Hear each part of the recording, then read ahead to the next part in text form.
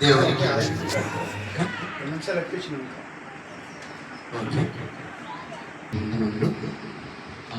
ఎక్కువ తగ్గించి ప్రభులు మాకు కావలసినటువంటి సమయోచితమైనటువంటి జ్ఞానాన్ని ప్రసాదించండి. ఇదిగోనైనా మరి నీ ఆలోచనలలో ఉండి మాట్లాడగలిగే భాగ్యాన్ని అనుగ్రహించమని సమస్తాన్ని నీ పాదాల చెంత పెడుతూ నీ ప్రియ కుమారుడు మా రక్షకుడు యేసుక్రీస్తు నామమున ఈ ప్రార్థన అడిగి వేడుకుంటున్నాము తండ్రి, ఆమేన్. చేరి వచ్చినటువంటి దైవ సేవకులకందరికీ మన రక్షకుడు మన విమోచకుడు యేసుక్రీస్తు నామమున అందరికీ వందనాలు చెల్లిస్తూ ఉంటున్నాను. అలాగే నిషి పాస్టర్ వెల్ఫేర్ ఫెలోషిప్ మరి టీము మరి దైవ సేవకులు పెద్దలు యేసురత్నమయ్య గారికి, అలాగే బాబన్న గారికి, అలాగే రమేష్ అన్న గారికి, అలాగే ప్రసాదయ్య గారికి, అలాగే మరి పెద్దలు ఆంతోనయ్య గారికి, మరి చాకోబయ్య గారికి హృదయపూర్వకమైనటువంటి వందనాలు చెల్లిస్తూ ఉంటున్నాను. Thank you. ప్రియమైన మరి దైవ సేవకులకు అందరికీ మరి ఈరోజు ఒక ప్రత్యేకమైనటువంటి సంగతిని మనము బైబిల్లో నుంచి మనం తెలుసుకుందాం. ఎందుకంటే ఇప్పటికే మనం అందరం కూడా భయంకరమైనటువంటి పరిస్థితిలో ఉన్నామని చెప్పక తప్పదు. ఎందుకంటే ఒక ప్రక్క యుద్ధాలు జరుగుతున్నాయి, మరో ప్రక్క క్రైస్తవ్యం పైన దాడులు జరుగుతున్నాయి. అందుకే ఇలాంటి సమయంలో దైవ సేవకులముగా మనము ఎలా నడుచుకోవాలి, ఎలా ఉండాలి అన్నటువంటి కొన్ని సంగతులు బైబిల్లో నుంచి మనము ఆలోచన చేద్దాం. మరి ముఖ్యంగా యేసుక్రీస్తు ప్రభుల వారు మాట్లాడినటువంటి ఒక అద్భుతమైనటువంటి సంగతి బైబిల్లో నుంచి చూద్దాం. మార్కు సువార్త 4వ అధ్యాయము 24వ వచనాన్ని దయచేసి ఒకసారి బైబిల్లో నుంచి చూద్దాం. మార్కు సువార్త 4వ అధ్యాయము 24వ వచనం చదవండి దయచేసి. మరియు ఆయన మీరేమి వినుచున్నారో జాగ్రత్తగా చూచుకొనుడి అన్నాడు. చూడండి, యేసుక్రీస్తు ప్రభుల వారు 2000 సంవత్సరాల క్రితము మాట్లాడుతున్నటువంటి మాట. ప్రారంభంలో ఆయన మాట్లాడుతూ ఆయన చెబుతున్నటువంటి మాట ఏంటంటే, మీరేమి వినుచున్నారో జాగ్రత్తగా చూచుకొనుడి అన్నాడు. ఈ మాట నిజముగా బోధిస్తున్నటువంటి బోధకులమైనటువంటి మనకు వర్తిస్తుంది. అలాగే బోధ చేస్తున్నప్పుడు వింటున్నటువంటి మరి సంఘ విశ్వాసులకు కూడా వర్తిస్తుంది. ఎందుకు ఈ మాట రాయించాడు అంటే, మీరేమి వినుచున్నారో జాగ్రత్తగా చూసుకోవాలి అన్నాడు. జాగ్రత్తగా చూసుకోకపోతే ఏమైనా ప్రమాదం ఉందా? ప్రమాదం ఉన్నట్టుగానే కనబడుతుంది. ఎందుకంటే బైబిలు 66 పుస్తకాలు కలిగినటువంటి మహాజ్ఞానపు సంగతులు గనుక ఈ మాటలను నిజంగా జాగ్రత్తగా చూసుకునే బాధ్యత మనకు ఉంది. అందుకే యేసుక్రీస్తు ప్రభుల వారు ఆ ప్రమాదం నుంచి తప్పించుకోవడానికి బైబిల్ మాత్రము చాలా జాగ్రత్తగా మీరు పరిశీలించాలి, బైబిల్ను జాగ్రత్తగా చదువుకోవాలి. అన్ని విషయాలలో జాగ్రత్త వహిస్తాం, కానీ బైబిల్ దగ్గరికి వచ్చేసరికి మన ఇష్టం వచ్చినట్టు ప్రవర్తిస్తూ ఉంటాం. మనమే కాదు, ప్రపంచంలో ఉన్నటువంటి చాలామంది కూడా ఆదికాండము మొదలుకొని ప్రకటన గ్రంథం వరకు ఒకటి కలపకూడదు, ఒకటి తీసివేయకూడదు అని దేవుడు ఒక ముద్ర వేసి 66 పుస్తకాలు మనకి ఇస్తే, ఈరోజు బైబిలును సంఘానికి ఒక బోధ, సంస్థకు ఒక బోధ, అలాగే అవసరాలకు ఒక బోధ. ఎందుకు ఇలా మారిపోయిందో 2000 సంవత్సరాల క్రితమే యేసుక్రీస్తు ప్రభుల వారు ఒక హెచ్చరిక చేసి మనందరికీ తెలియపరుస్తున్నాడు. మీరేమి వినుచున్నారో జాగ్రత్తగా చూసుకొనుడి. ఎందుకంటే లేఖనాలలో ఏముందో తెలుసా? ఏముంది అనుకుంటున్నారు? యోహాను సువార్త 5వ అధ్యాయము 39వ వచనం. ఈ లేఖనాలను పరిశీలించటం వలన, బైబిలును చక్కగా చదవటం వలన మనకు కలిగే లాభం ఏంటో ఏమంటే నిజంగా అక్కడ కూడా యేసుక్రీస్తు ప్రభుల వారు చెబుతూ ఒక మంచి మాట చెబుతున్నాడు. లేఖనము అనగానే ఎంత పరిశీలనగా మీరు చూసుకోవాలో చెబుతూ ఒక అద్భుతమైనటువంటి సంఘటన చెప్తున్నాడు. ఏంటంటే యోహాను సువార్త 5వ అధ్యాయము 39వ వచనం. లేఖనముల యందు మీకు నిత్య జీవము కలదని తలంచుచు వాటిని పరిశోధించుచున్నారు అన్నాడు. చూడండి, లేఖనముల యందు మీకు నిత్య జీవము కలదని. నిత్య జీవము 66 పుస్తకాలను పాటిస్తే, చదివితే, ఆ మాటల ప్రకారంగా బ్రతికితే మనకి ఏమొస్తుంది అంటున్నాడు? నిత్య జీవము అన్నాడు. చూడండి, నిత్య జీవానికి వెళ్ళాలి అంటే లేఖనాలను మనము పరిశీలించాలి, పరిశోధించాలి, తెలుసుకోవాలి. తప్పులు కాదు, మనం తెలుసుకోవాల్సింది ఏంటో తెలుసా?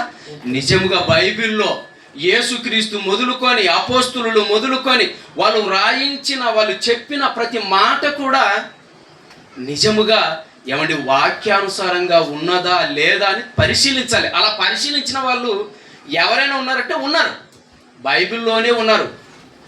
అపోస్తుల కార్యములు 17వ అధ్యాయము 11వ వచనం చూద్దాం. ఆ మాట కూడా చూద్దాం.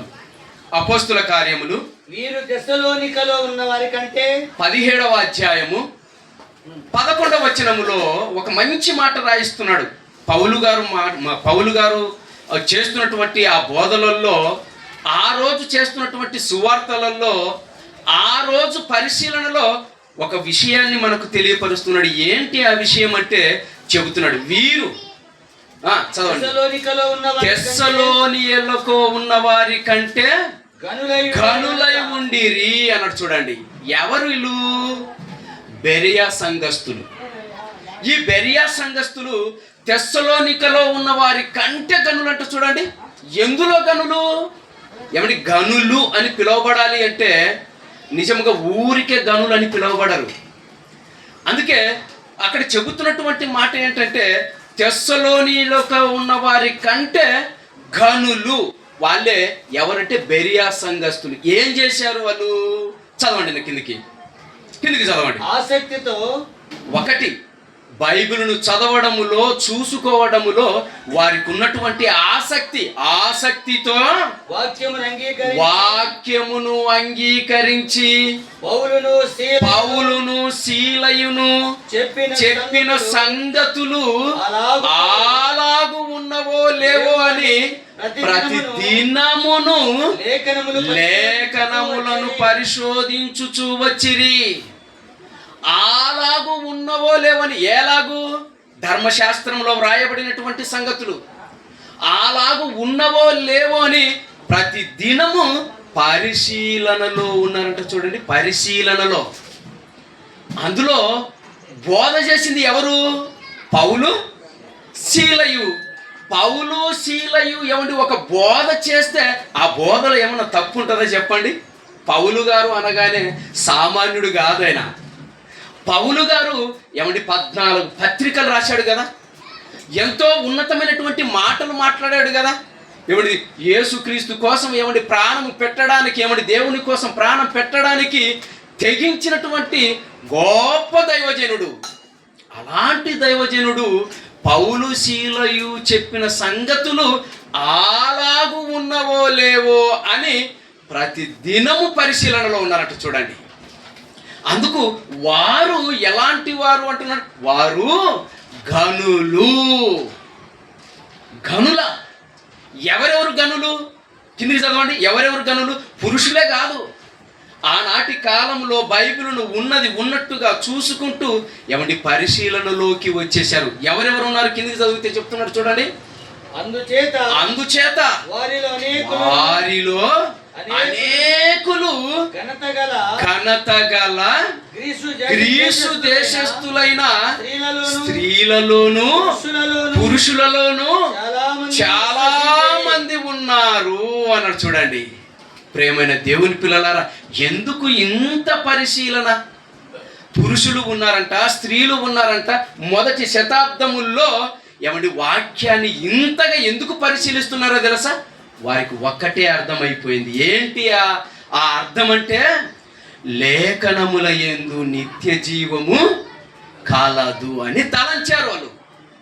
అంటే నిత్య జీవం కొరకు ఏం చేయాలి అంటే 66 పుస్తకాలు కలిగినటువంటి మహాజ్ఞానపు సంగతులను నిజంగానండి ప్రతి ఒక్కరూ పరిశీలించాలి.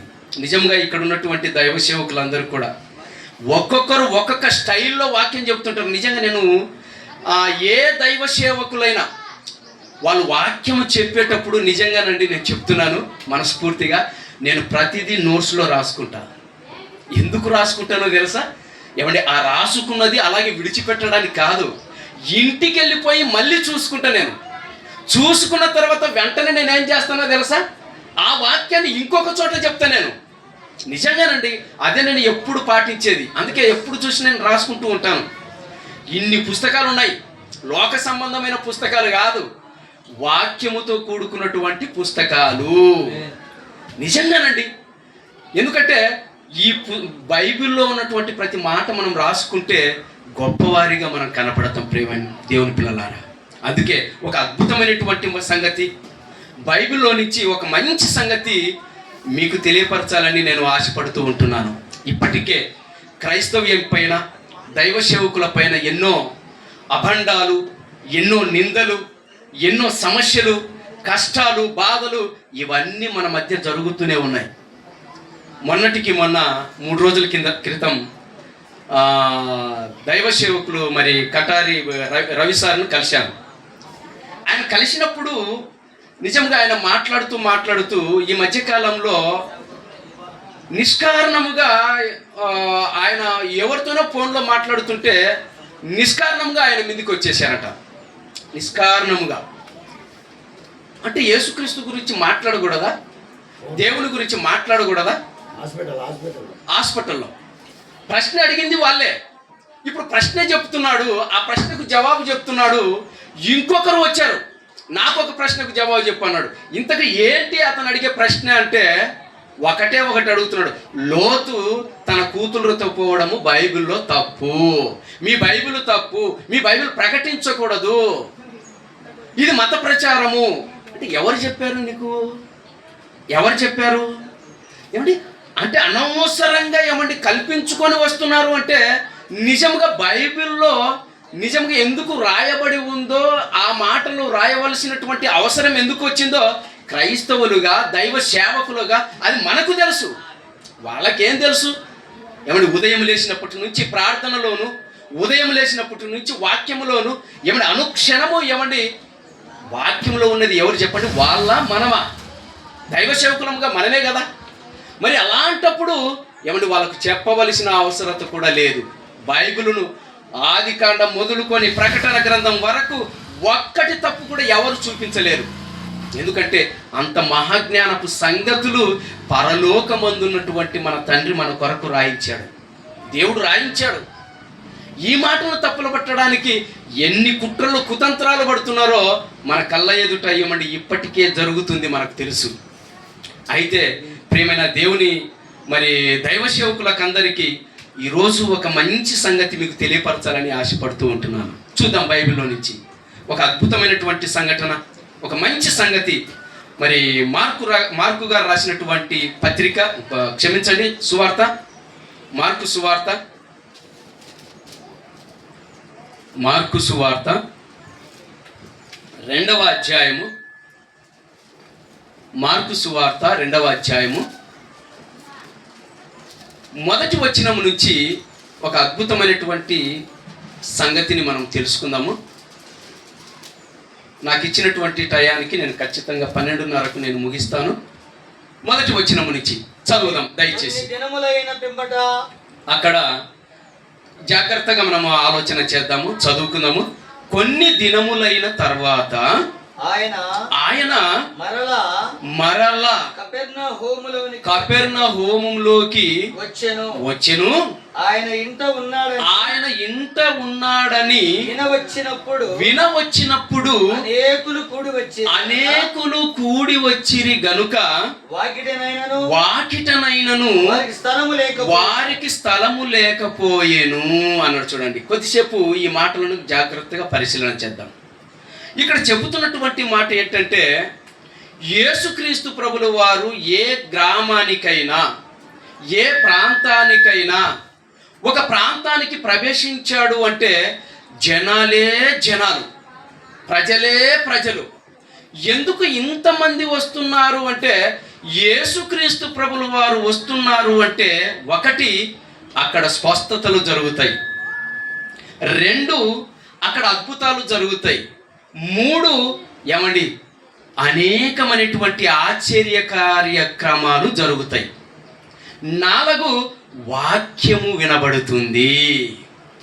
అందుకే కదా మార్తా మరియా గ్రామంలోకి వెళ్ళినప్పుడు కూడా ఆయన ఇంటిలోకి చేర్చుకున్నారు. చేర్చుకోగానే యేసుక్రీస్తు ప్రభుల వారు మరియమ్మకు వాక్యము బోధిస్తున్నాడు. మార్తమ్మ మాత్రం పనిలోకి వెళ్ళిపోయింది. ఇది మనకు తెలుసు. కానీ ఇక్కడ కూడా యేసుక్రీస్తు ప్రభుల వారు వచ్చారు అని తెలియగానే నిజముగా అనేకులు కూడి వచ్చారు. ఆ ఇంటి నిండా నివసిస్తున్నారు, ఇంటి నిండా ఉన్నారు. ఆ తర్వాత వాకిట కూడా వారికి స్థలము లేకపోయేను. తర్వాత కిందికి చదవండి. కిందికి చదివితే అక్కడ ఏమని ఉంటుందో ఒక మంచి మాట, వారికి వాక్యము బోధించుచుండగా. అది మెయిన్ పాయింట్ ఏంటంటే, యేసుక్రీస్తు ప్రభుల వారు ఎక్కడైతే ప్రవేశిస్తాడో అక్కడ ఆయన చేసే మొదటి పాయింట్ ఏంటంటే, ఆయన వారికి వాక్యము బోధించుచుండగా కొందరు పక్షవాయువు గల ఒక మనిషిని నలుగురి చేత మోయించుకొని ఆయన యొద్దకు తీసుకొని వచ్చిరి. ఇక్కడ కొద్దిగా జాగ్రత్తగా ఆలోచన చేస్తే, యేసుక్రీస్తు వచ్చాడన్న సంగతి ఒకటి తెలుసుకున్నారు, రెండు వెంటనే ఏమైపోయారు అంటే ఆ ఇంటి నిండా ప్రజలు ఉన్నారు. ఆ తర్వాత వెనక వస్తున్నటువంటి వారు ఎవరు తెలుసా?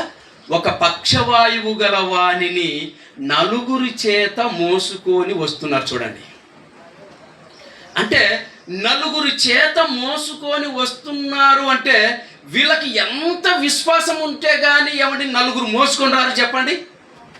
నలుగురు మోసుకొని వస్తున్నటువంటి సందర్భం మనకు ఒక చోట కనపడుతుంది. ఎక్కడ కనపడుతుంది? ఎవరైనా మరణించారనుకోండి, ఎవరైనా మరణించినప్పుడు నలుగురు మోసుకొని వస్తారు.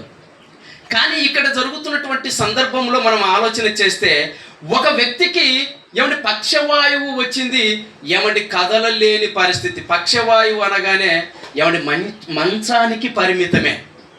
ఆ రోజు కానీ ఈ రోజు కానీ, యేసుక్రీస్తు కాలంలో కానీ ఈనాటి కాలంలో కానీ ఒక్కసారి చెయ్యి కాలు నోరు పడిపోయిందంటే ఇక కదలలేని పరిస్థితి.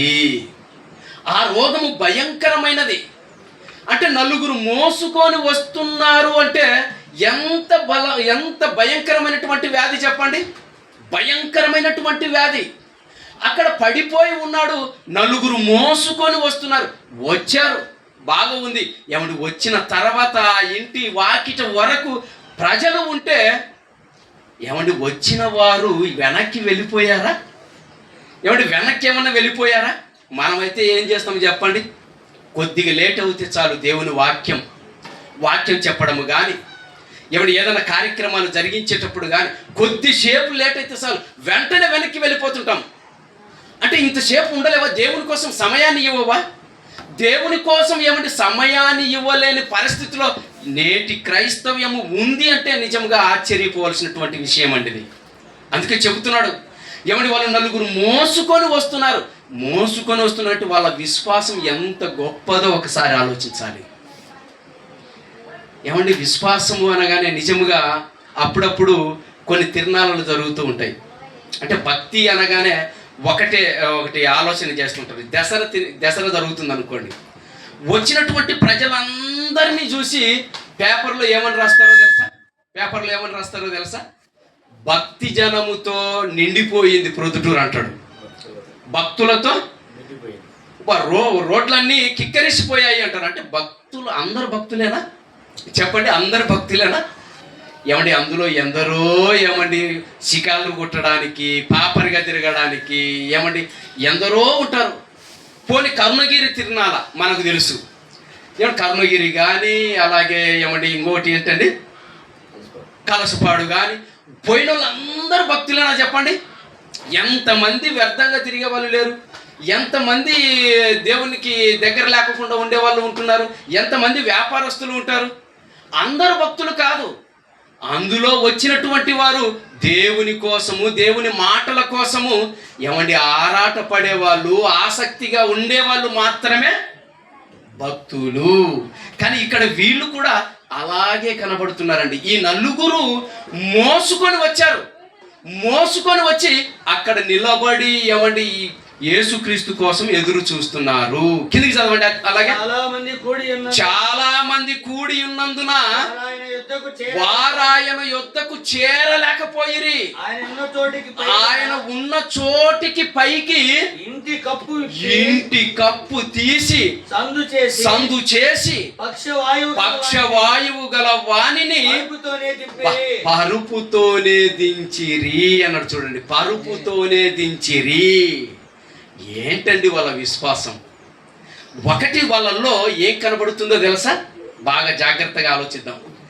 ఒకటి విశ్వాసము కనబడుతుంది, రెండు పని కనపడుతుంది. పని. ఒకటి విశ్వాసం కనపడుతుంది, రెండు పని కనపడుతుంది. జనాలను చూసి వెనక్కి వెళ్ళిపోలేదు. నలుగురు మోసుకొని రావటమే కష్టము, పైగా యేసుక్రీస్తు ప్రభుల వారు లోపల ఉంటే కప్పు పైకి, ఆ ఇంటి పైకి ఎక్కి ఆ కప్పు తీసి పరుపుతో దించాలి అంటే, ఒక వ్యక్తిని పైకి ఎక్కి దించాలి అంటే ఇంకెంత కష్టం చెప్పండి? అదండి. అందుకే ఒక మాట పౌలు గారు రాశారు.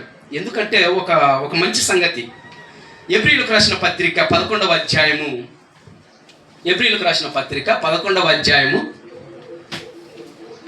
6వ వచనాన్ని ఒకసారి చూద్దామండి. 6వ వచనం. విశ్వాసము లేకుండా అక్కడ చెప్తున్నాడు. ఏమంటున్నాడంటే ఒక విషయం చెప్తున్నాడు. విశ్వాసము లేకుండా దేవునికి ఇష్టుడై ఉండుట అసాధ్యము అన్నాడు. చూడండి, దేవునికి ఇష్టుడై ఉండుట అసాధ్యము అన్నాడు. అంటే విశ్వాసము లేకుండా దేవునికి ఇష్టుడై ఉండుట అసాధ్యము అంటే, ఇప్పుడు వాళ్ళు ఏం చేశారో తెలుసా? ఒకటి, క్రీస్తును కనుగొన్నారు. రెండు, నలుగురు మనుషులు మోసుకొని వచ్చారు. మూడు, ఇంటి నిండా మనుషులు ఉన్నా వెనక్కు వెళ్ళలేదు. ఇంటి పైకప్పు తీసి నిజంగా క్రీస్తు ఉన్న చోటికి పక్షవాయువు గల వారిని దించిరి. ప్రేమైన దేవుని పిల్లలారా, విశ్వాసము లేకుండా దేవునికి ఇష్టుడై ఉండుట అసాధ్యము అన్నాడు. విశ్వాసం అనగానే ఏంటి? విశ్వాసం అనగా ఏంటి? అప్పుడప్పుడు మనము మాట్లాడుతూ ఉంటాం, ఆవగింజంత విశ్వాసం ఉంటే ఈ కొండ పోయి సముద్రంలో పడును అంటామండి. మనకు బైబిల్లో దేవుడు యేసుక్రీస్తు ప్రభుల వారు చాలా సందర్భాలలో మాట్లాడారు. ఆవగింజంత విశ్వాసం ఉంటే కొండ పోయి సముద్రంలో పడు అంటే, ఇప్పుడు విశ్వాసం ఎప్పుడు వస్తుంది మనకు? విశ్వాసం ఎప్పుడు వస్తుంది? ఈ మాటలన్నీ బైబిల్లో ఉన్నట్టుగా మాట్లాడుతూ ఒక సేవకుడు ఏం చేశాడంటే, ఆవగింజంత విశ్వాసం ఉంటే ఈ కొండ పోయి సముద్రంలో పడు అనగానే పడుతుంది అన్నాడండి. అనగానే వింటున్నటువంటి విశ్వాసులలో ఒక అతను లేచాడు. ఒక అతను లేచి, అయ్యగారు,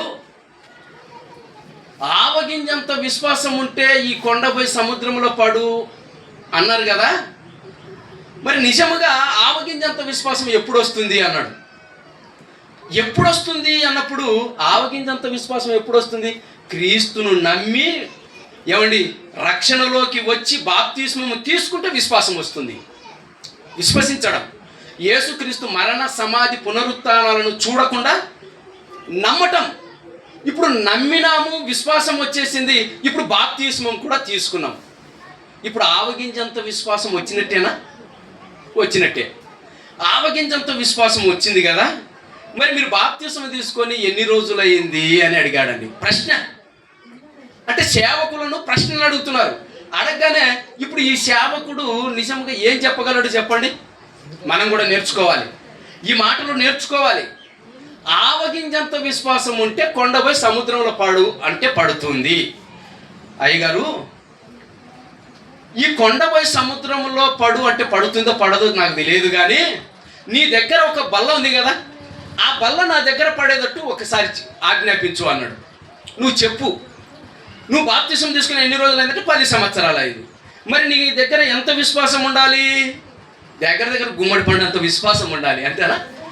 గుమ్మడి పండంత విశ్వాసం ఉంది. ఇప్పుడు కొండపై పడు అంటే పడుతుందో లేదో నాకు తెలియదు, కానీ నీ దగ్గర ఉన్న బల్ల మాత్రము నా దగ్గర పడేటట్టు చెయ్యి అన్నాడండి. ఇప్పుడు ఏం చేయగలడు చెప్పండి? ఏమన్నా మనమైనా ఏం చేయగలం చెప్పండి? వాళ్ళకు జవాబు చెప్పాలి. అలా అని దేవుడు సామాన్యుడు కాదు, దేవుడు జవాబు రాయించాడు. కానీ ఇదంతా ఎవరికి తెలిసి ఉండాలంటే క్రైస్తవులుగా క్రీస్తును ధరించుకున్నటువంటి మనకు, దైవ సేవకులకు మరి ప్రాముఖ్యంగా తెలిసి ఉండాలి. నిజంగా ఆ దైవ సేవకుడైతే ఏమంటే నోరు మూసుకున్నాడు, చెప్పలేకపోయాడు. నిజంగా దానికి జవాబు దేవుడు రాయించాడండి. దేవుడు ఎవరికి దొరికేవాడు కాదు. యేసుక్రీస్తు ప్రభుల వారు ఏమంటే శాస్త్రులు పరిచయులు ఎన్ని తప్పులు పట్టినా దొరికాడా? ఎక్కడ దొరికేవాడు కాదు ఆయన. అందుకే దానికి జవాబుగా ఒకే ఒక మాట ఉంది. ఏంటి ఆ మాట అంటే, ఇప్పుడు ఒక అద్భుతమైనటువంటి సంఘటన ఏమంటే బైబిల్లో నుంచే మనం చూద్దాం. బైబిల్లో నుంచే యాకోబు గారు రాసినటువంటి పత్రిక, 2వ అధ్యాయము 17వ వచనం చూద్దాం ఒకసారి. 17వ వచనం. అలాగే విశ్వాసము ఇక్కడ చెప్తున్నాడు. ఇంతవరకు విశ్వాసం గురించి ఆలోచించాము. ఇప్పుడు మరొక సంగతి మనకు భక్తుడు మరి నిజంగా యేసుక్రీస్తు మరి తమ్ముడైనటువంటి యాకోబు గారు ఇప్పుడు అనుభవంతో చెప్తున్నాడు. ఏమని చెబుతున్నాడు అంటే, చెబుతూ చదవండి. నా యాకోబు గారు రాసినటువంటి పత్రిక 2వ అధ్యాయము 17వ వచనం. అలాగే విశ్వాసము క్రియలేనిదైతే అది ఒంటిగా ఉండును అన్నాడు. చూడండి, అది ఒంటిగా ఉండి మృతమైన దానిగా ఉండును అన్నాడు. అంటే ఇప్పుడు విశ్వాసానికి ఇంకొకటి యాడ్ చేశాడు, ఇంకొకటి ఏమని తగిలించేశాడు. ఏమని తగిలించేశాడు? ఆ విశ్వాసానికి తోడు ఏముండాలి? క్రియ. క్రియ అంటే పని.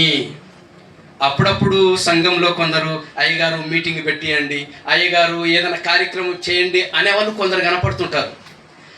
ఆ మాటలు అంటుంటారు, కానీ వాళ్ళ దగ్గర ఉన్నటువంటి డబ్బులు మాత్రము ఇవ్వరు. ఇప్పుడు అన్ని సమస్యలు ఎవరికి చెప్పండి? అంటే ఒకటి విశ్వాసం ఉంది, మీటింగ్ పెట్టండి అయ్యగారు, మీరు కార్యక్రమాలు చేయండి అయ్యగారు, ఇది విశ్వాసం. ఇప్పుడు ఆ విశ్వాసానికి తోడు ఏం కావాలి చెప్పండి? ఏమండి, జోబులో ఉన్న డబ్బులు, మీరు సంపాదించిన డబ్బులు ఇవ్వటమే పని. ఇప్పుడు అది ఇవ్వటమే కాకుండా వారు కూడా ఏం చేయాలి చెప్పండి? వారు కూడా వచ్చి పనిలోకి రావాలి. కొందరు ఉన్నారండి, డబ్బులు ఇస్తారు, ఏ పని చేయరు, అంత సేవకుడే చేసుకోవాలి. కొందరు ఉన్నారు, కొందరు ఏం చేస్తారంటే పని చేస్తారు, డబ్బులు ఇవ్వరు. అంటే క్రియ అనగానే ఏంటి? పని. పని అంటే విశ్వాసానికి తోడు ఏముండాలి? ఏమండి, క్రియ ఉండాలి. అదే చెప్తున్నాడు. ఒకవేళ విశ్వాసం ఉన్నదనుకో, నీకు క్రియ లేదనుకో, అది ఒంటిగా ఉండి అది ఎలా ఉంటుంది?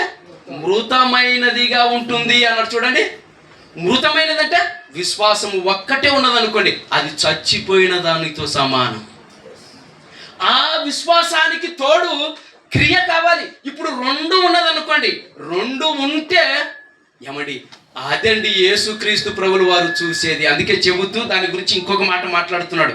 అక్కడే 2వ అధ్యాయం 26వ వచనంలో పూర్తి క్లారిటీ ఇస్తున్నాడు. చూడండి, 2వ అధ్యాయము. ప్రాణము లేని శరీరం ఎలాగూ 26వ వచనంలో ప్రాణము లేని శరీరము ఎలాగో మృతమో అలాగే క్రియలు లేని విశ్వాసము కూడా మృతమే. అంటే క్రియలు ఉండాలి, విశ్వాసము ఉండాలి. క్రియలు ఉండాలి, విశ్వాసము ఉండాలి. అలాగే మృతము అన్నాడు. అందుకేనండి ఇప్పుడు పచ్చవాయువు గలవానికి ప్రాణం ఉంది, ప్రాణం ఉంది. అందులో ఏం పని చేయలేదు ఏమండి? కాళ్ళు పని చేయలేదు, చేతులు పని చేయలేదు ఏమండి, అతని మాట పని చేయలేదు, అలాగే పడిపోయాడు. అందుకే మృతము. బ్రతికి ఉన్నాడు కానీ చచ్చిపోయినోనితో సమానం. అందుకే నలుగురు మోసుకొని వచ్చారు చూడండి. యేసుక్రీస్తు దగ్గరికి నలుగురు మోసుకొని వచ్చారు. ఎందుకు వచ్చారు? ఎవరు బాగు చేయలేని ఈ రోగమును ఒక యేసుక్రీస్తు ప్రభులు వారు మాత్రమే చేయగలరు. అందుకేనండి వాళ్ళకు ఉన్నటువంటి విశ్వాసం, వాళ్ళకు ఉన్నటువంటి నమ్మకం. అందుకే వాళ్ళు వెతుకులాడుకుంటూ వచ్చారు. నలుగురు మోసుకొని రావటమే కాకుండా ఇంటి పైకి కూడా వాళ్ళు ఎక్కి ఏమండి ఆ వ్యక్తిని తీసుకొని యేసుక్రీస్తు ఉన్న చోటికి దించారు. అంటే ఏంటండి వాళ్ళ విశ్వాసము, వాళ్ళ క్రియ ఏంటండి? ఇప్పుడు యేసుక్రీస్తు ప్రభులు వారు మాట్లాడుతూ ఒక అద్భుతమైనటువంటి మాట, ఒక మంచి సంగతి తెలియపరుస్తున్నాడు. ఏమని తెలియపరుస్తున్నాడో ఏమండి అక్కడే ఉన్నటువంటి ఒక అద్భుతమైనటువంటి సంఘటన చూద్దాం. 2వ అధ్యాయము 5వ వచనాన్ని ఒకసారి చూడండి. మార్కు సువార్త. ఇప్పుడు యేసుక్రీస్తు ప్రభులు వారు ఒక క్లారిటీ ఇస్తున్నాడు. ఏమని చెప్తున్నాడు, ఏమని మాట్లాడుతున్నాడు అంటే ఇప్పుడు ఒక మాట చెప్తున్నాడు. అక్కడ చెబుతూ మార్కు సువార్త 2వ అధ్యాయము 5వ వచనము చదవండి. యేసు వారి విశ్వాసము చూచి కుమారుడా నీ పాపములు క్షమింపబడి ఉన్నవని పక్షవాయువు గలవానితో చెప్పెను. ఏమంటే యేసుక్రీస్తు ప్రభులు వారికి అంతా తెలుసు. భూత వర్తమాన భవిష్యత్ కాలాల గురించి తెలుసు. ముందు ఏం జరుగుతుందో తర్వాత ఏం జరగబోయేది కూడా యేసుక్రీస్తు ప్రభుల వారికి తెలుసు. ఇప్పుడు నలుగురు మోసుకొని వచ్చారు. వారు బయట ఉన్నారు. ఏమండి జనాలైతే ఎంతవరకు ఉన్నారు? వాకిట వరకు ఏమండి ఫుల్లుగా ఉన్నారు. కానీ వాకిట వరకు ఉన్నారు, స్థలము లేదు లోపలికి రావడానికి. అలా అని వాళ్ళు వెనక్కి వెళ్ళిపోలేదు. వాళ్ళకు విశ్వాసము ఉంది, వెనక్కి వెళ్ళిపోలేదు. ఆ తర్వాత వాళ్ళు చూపించినది ఏంటో తెలుసా? క్రియ. ఏంటి ఆ క్రియ? ఆ ఇంటి పైకి ఎక్కటము, ఏమండి ఆ కప్పు తీయటము, అక్కడికి యేసుక్రీస్తు ప్రభుల వారిని దించటము. ఎంత పని జరిగింది చెప్పండి, ఎంత విశ్వాసం కనబడుతుంది చెప్పండి. ఇదంతా చూసినటువంటి యేసుక్రీస్తు ప్రభుల వారు ఒక అద్భుతమైనటువంటి మాట చెప్పారు. ఈ మాటను కూడా మనం జాగ్రత్తగా పరిశీలిద్దాం. ఏమంటున్నాడు? కుమారుడా, యేసు వారి విశ్వాసమును చూచి కుమారుడా నీ పాపములు క్షమింపబడి ఉన్నవి అన్నాడు. చూడండి, ఇంతకు యేసుక్రీస్తు ప్రభుల వారు అతను రోగముతో వచ్చాడు. బాగా ఆలోచించాలి. రోగముతో వచ్చాడు. ఏమని పక్షవాయువు గల వానిగా వచ్చాడు. ఇంతకు రోగాన్ని తీసేయాలా, పాపం తీసేయాలా? ఏం తీసేసుకున్నాడు చెప్పండి? అక్కడ తీసేయాల్సింది ఏంటి? పాపము తీసేస్తున్నాడు. ఏంటి? రోగం కదా తీసేయాల్సింది. ఏమండి రోగము కంటే పాపము భయంకరమైనది. పాపము అంటే ఏమనుకుంటున్నారు? పాపము ఏమండి భయంకరమైనది. అందుకే పాపం గురించి మాట్లాడుతూ ఏమంటాడో తెలుసా? ఏమండి పాపం గురించి మాట్లాడుతూ పాపం ఉన్నదనుకోండి ఎక్కడికి వెళ్ళిపోతారు? ఏమని చెప్తున్నాడు? ఏమండి రోమపత్రిక 6వ అధ్యాయము 23వ వచనం మనకు తెలుసు.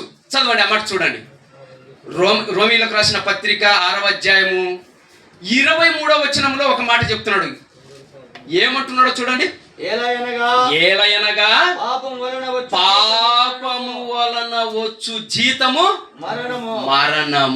రోగము వలన వచ్చు జీతము కాదు, పాపము వలన వచ్చు జీతము మరణము. అంటే పాపము ఎంత భయంకరమైనదో యేసుక్రీస్తు ప్రభుల వారు చెబుతూ ముందు ఏం పోగొట్టుకోవాలంటున్నాడు? రోగము కాదు. రోగానికి ముందు ఉన్నటువంటి పాపం పోగొట్టుకోవాలి. అందరూ పాపము చేసి దేవుని మహిమ పొందలేకపోతున్నారు. దేవుని మహిమను పొందలేకపోతున్నారంటే పాపము ఎంత భయంకరమైనదో మరొక సందర్భాన్ని చూద్దామా, మరొక మాట చూద్దామా.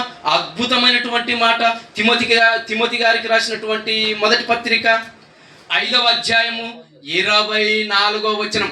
ఈ పాపాలు ఎంత భయంకరమైనటియో ఈ పాపాలను తీసివేయడానికే యేసుక్రీస్తు ప్రభుల వారు 2000 సంవత్సరాల క్రితము ఈ భూమి మీదకి వచ్చి ఆయన మాట్లాడుతున్నటువంటి మాట చెబుతున్నాడు. చూడండి, కొందరి పాపములు, తిమోతికి రాసినటువంటి మొదటి పత్రిక 5వ అధ్యాయము 24వ వచనాన్ని ఒకసారి చూడండి, చదవండి. కొందరి పాపములు తేటగా బయలుపడుచున్నవి, న్యాయపు తీర్పునకు ముందుగా నడుచుచున్నవి అన్నాడు. చూడండి, మరికొందరి పాపములు వారి వెంట వెళ్ళుచున్నవి అన్నాడు. చూడండి, వారి వెంట వెళ్ళుచున్నవి అన్నాడు.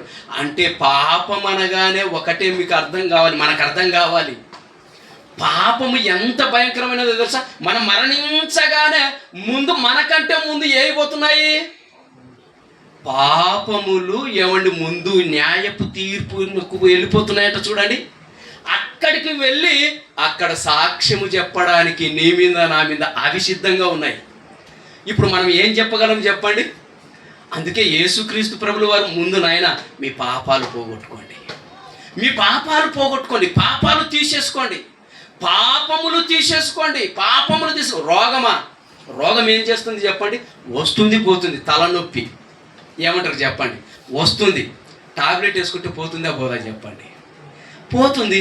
కడుపు నొప్పి వస్తుంది పోతుంది. ఏమండి అలాగే ఏమండి షుగరు ఏం చేస్తుంది చెప్పండి? అది ఏమంటే టాబ్లెట్లు వేసుకుంటే తగ్గిపోతుంది, నార్మల్ అవుతుంది. బీపీ ఏమండి ఎన్ని ఉన్నాయి చెప్పండి? ఈ మందులు ఎక్కడి నుంచి వచ్చాయి? దేవుడే ఇచ్చాడు. ఏమండి నేల నుంచి పండుతున్న పంట అది ఆ పంట దేవుడే ఇచ్చాడు. ఏమండి మందులు దేవుడే ఇచ్చాడు. ఇవన్నీ ఏమండి శరీరము కూడా భూమిలో నుంచి వచ్చింది కనుక భూమిలో నుంచి వచ్చిన శరీరానికి భూమిలో నుంచి వచ్చినటువంటి మందులు పని చేస్తాయి. ఏమంటే నిజముగా నేను చిన్నప్పుడు ప్రతి చోటికి మీటింగులకి వెళ్ళేవాడిని అండి. నిజంగా కేఏ పాల్ గారు 96లో కడపకు వచ్చారు. 95 అక్కడ మేము స్టేజ్ మీద ఉన్నాం. అంటే అక్కడికి వెళ్ళినప్పుడు స్టేజ్ మీద ఉన్నాం. ఆయన మాట్లాడుతూ ఒక మాట మాట్లాడాడండి. చచ్చిపోయిన వాళ్ళను కూడా బ్రతికిస్తాను అన్నాడు. మరుసటి రోజు తర్వాత రోజు సభకు ఎవరు వచ్చారో తెలుసా? హేతువాదులు వచ్చారు. ఎలా వచ్చారు అనుకుంటున్నారు? మేము ఉన్నాం స్టేజ్ మీద. కోడిని చంపుకొని వచ్చారండి. కోడిని తీసుకొని వచ్చారు కేఏపల్లి దగ్గరికి. వచ్చి మనుషులను బ్రతికిస్తానన్నారు కదా, ఇదిగో కోడి చచ్చిపోయింది బతికించు అన్నారండి. ఈ కోడిని బతికించావు అనుకో నీ యేసయ్య గొప్పవాడని మేము నమ్ముతామన్నారు. ఇప్పుడు ఏం చేయగలడు చెప్పండి? అప్పుడు ఏమన్నాడు తెలుసా? మీ భగవద్గీత కూడా గొప్పది అన్నాడు.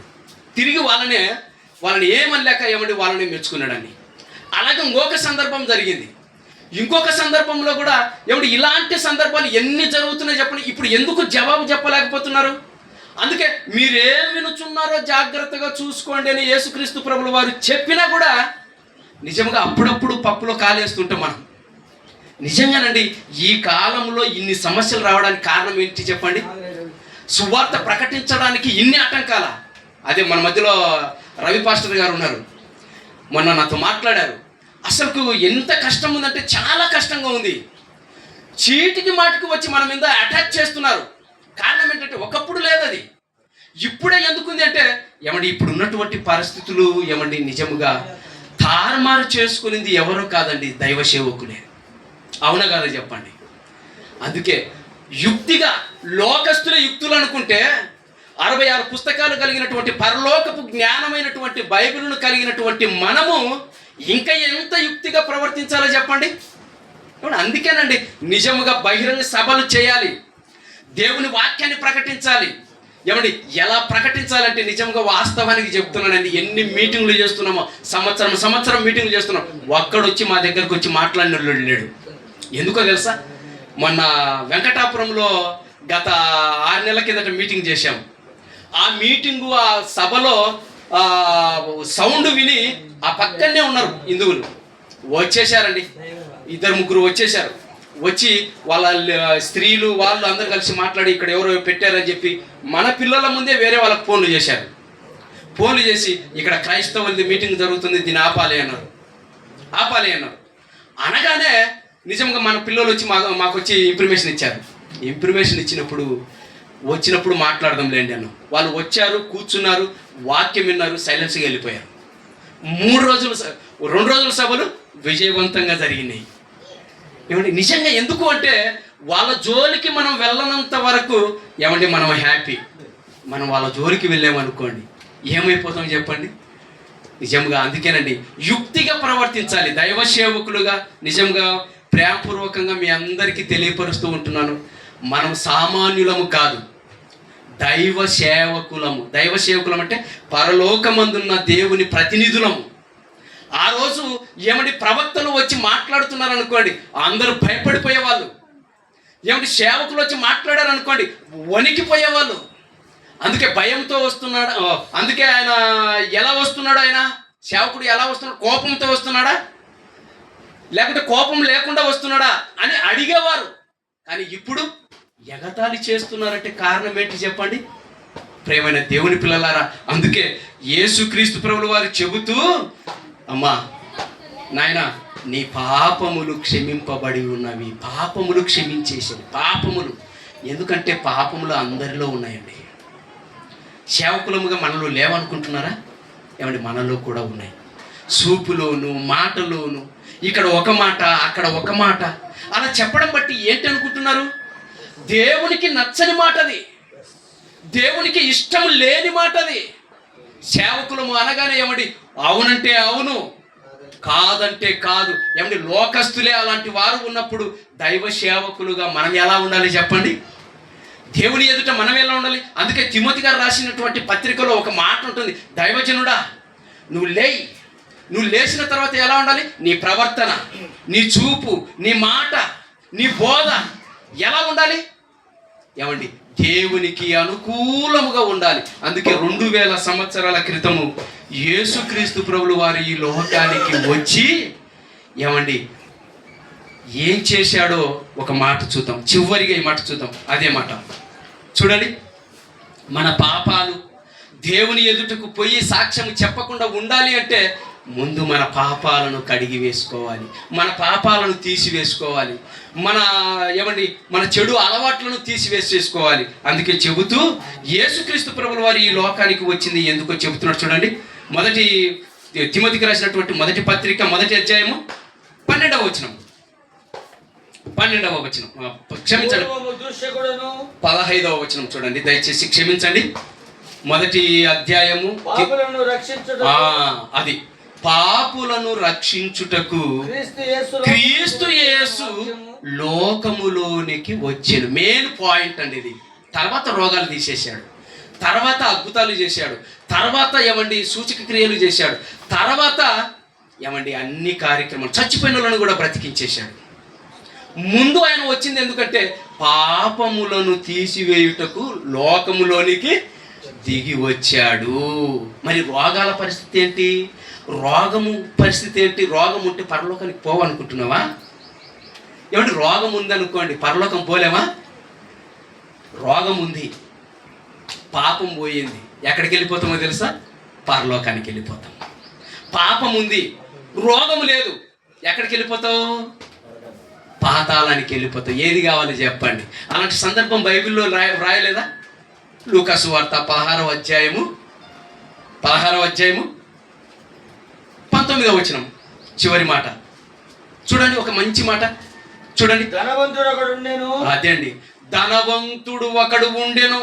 అతడు ఊదా రంగు బట్టలు ధనవంతుడు ఒకడు ఉండెను. ఊదా రంగు వస్త్రములు ధరించుకొని, బట్టలు ధరించుకొని, సన్న నార వస్త్రాలు ధరించుకొని ప్రతి దినము బహుగా సుఖపడుచున్నాడు. బహుగా సుఖపడుచున్నాడు.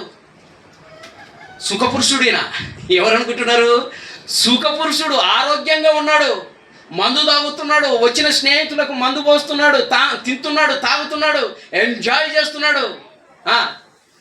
చదవండి. లాజరు అను ఒక దరిద్రుడు ఉన్నాడు. వాడు కురుపులతో నిండుకొనిన వాడై ధనవంతుని ఇంట వాకిట పడి ఉండి అతని బల్ల మీద పడు రొట్టె ముక్కలను ఆకలి తీర్చుకుంటున్నాడంట. చూడండి, ఏమండి, ధనవంతుని బల్ల క్రింద ఏమండి వాడు తింటున్నటువంటి ఒక్కొక్క ముక్క కింద పడితే ఆ ముక్క తినే లోపు కుక్కలు కూడా పోటీ పడుతున్నాయి. అర్థమవుతుందా? అంటే ఎలాంటి రోగం అతనికి ఉంది, ఎలాంటి జబ్బు ఉంది అతనికి?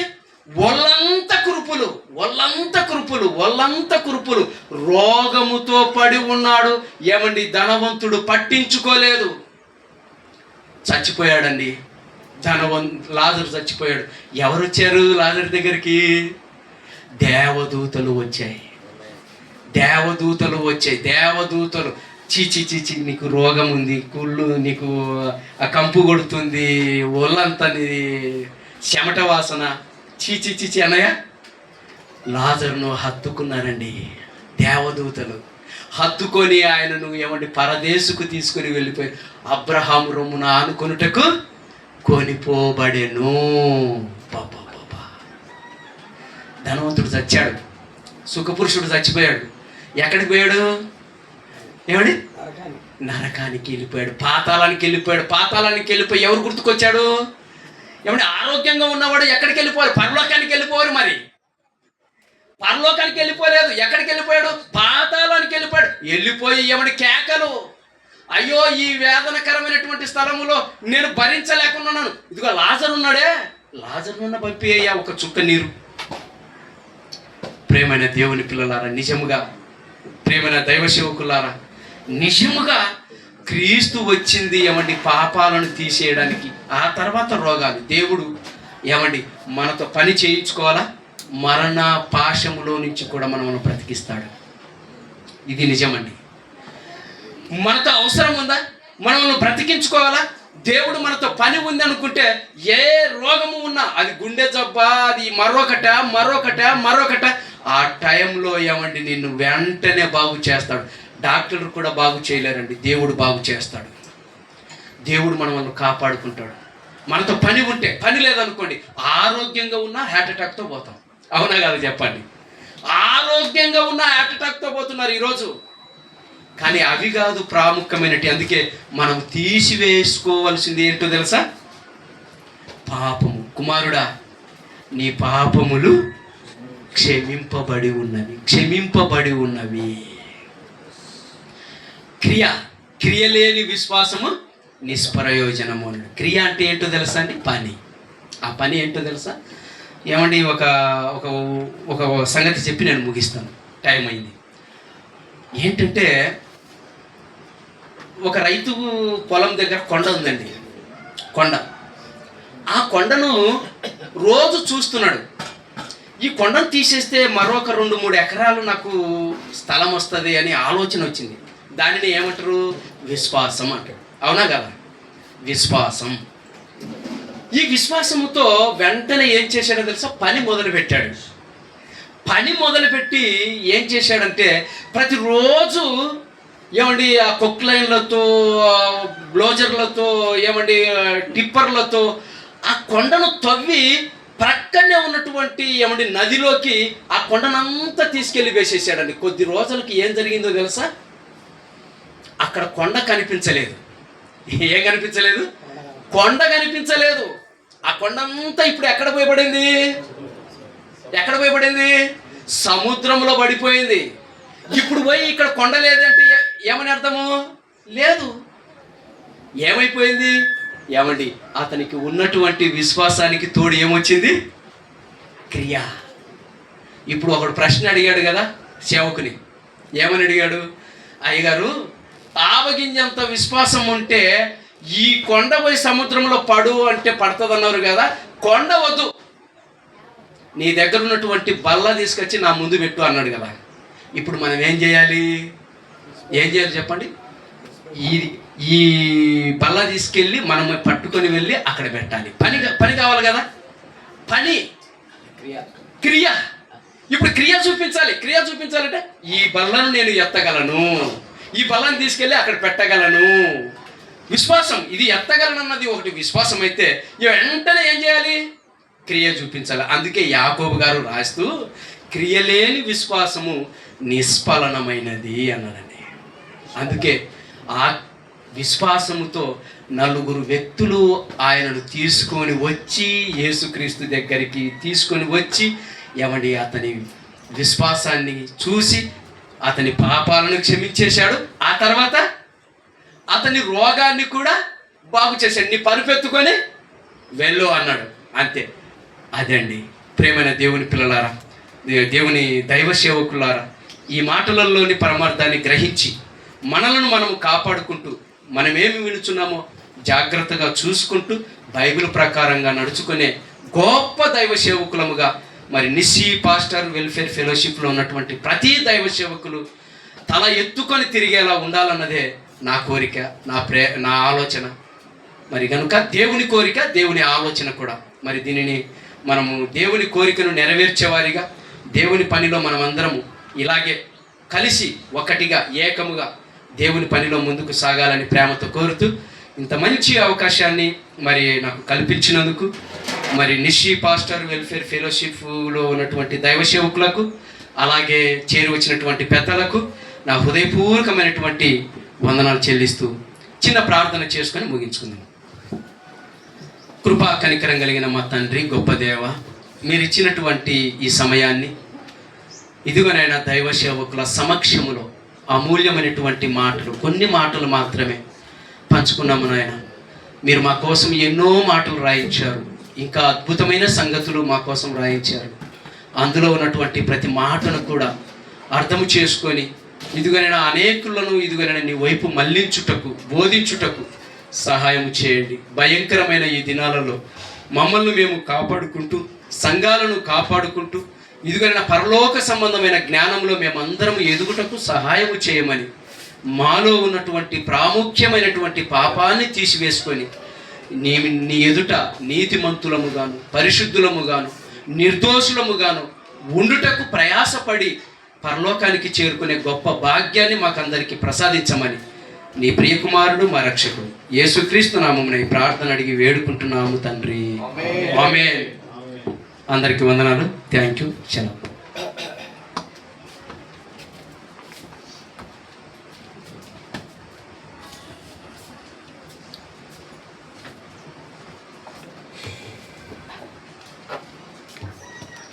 మంచిది మనకు అందించారు. సేవకులు సేవలో కష్టపడి